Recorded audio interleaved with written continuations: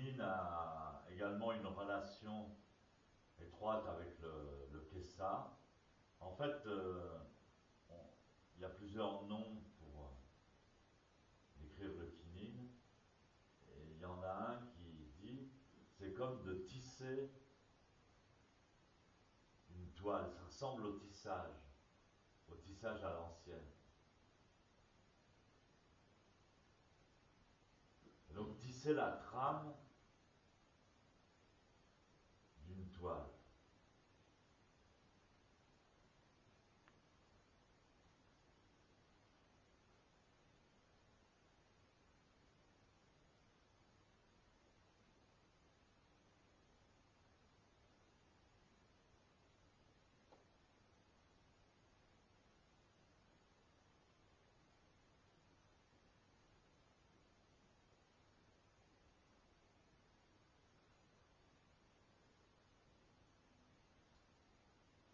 Et alors, j'en suis à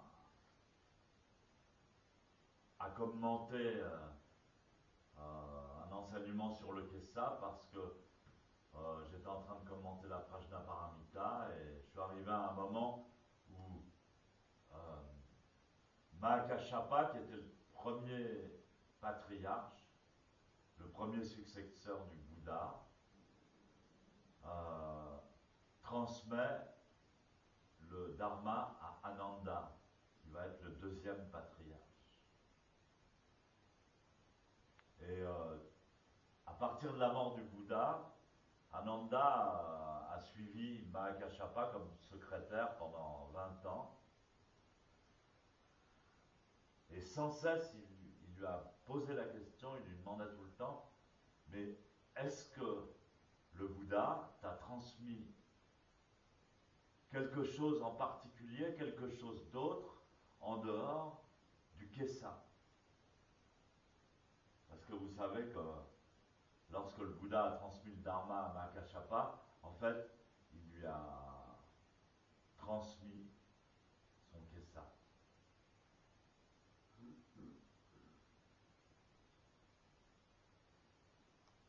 Donc c'était le gros Kohan de Ananda.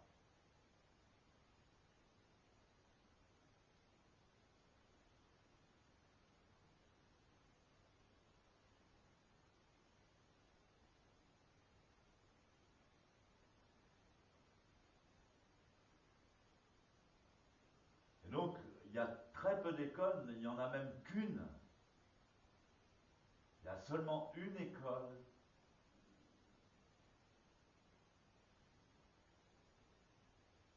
qui suit depuis 2500 ans la transmission du Kessa, qui en fait est la transmission authentique du Bouddha à Mahakashapa, qui s'est transmis ensuite à Ananda, etc., etc.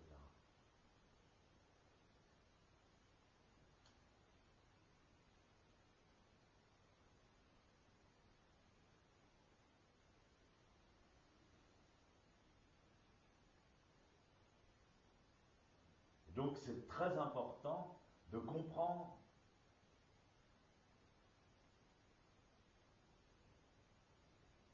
d'approcher, de ressentir, même intuitivement, d'avoir foi, d'être heureux au travers du Kessa, dont nous avons reçu entre parenthèses les grâces à Maître Kodo Sawaki, la vraie transmission, la vraie lignée.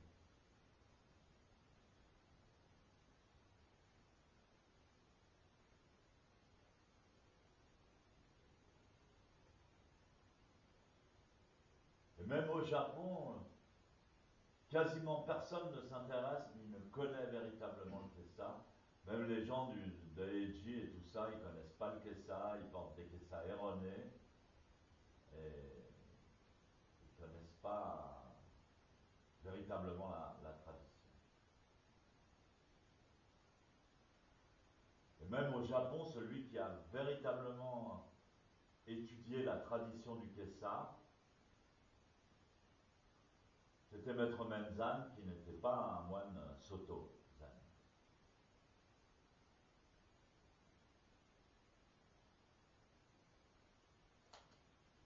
C'était très étonnant parce que c'était un immense maître.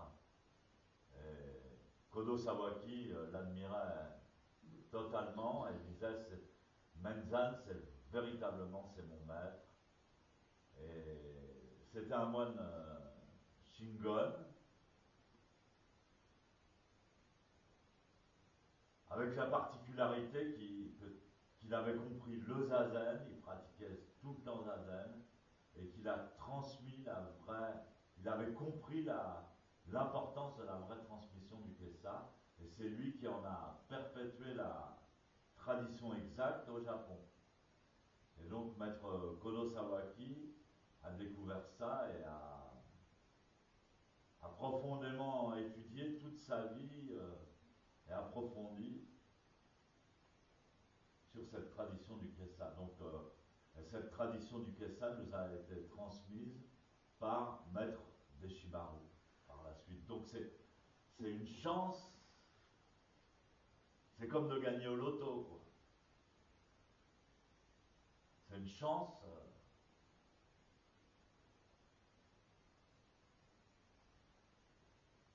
inexprimable, un karma exceptionnel dans une vie d'avoir été confronté, d'avoir rencontré la vraie lignée, la vraie tradition du Kessa, la vraie lignée du Bouddha. Et donc je vais vous expliquer un peu, d'après l'enseignement de Dogen à ce sujet, je vais vous expliquer un peu l'histoire du Kessa.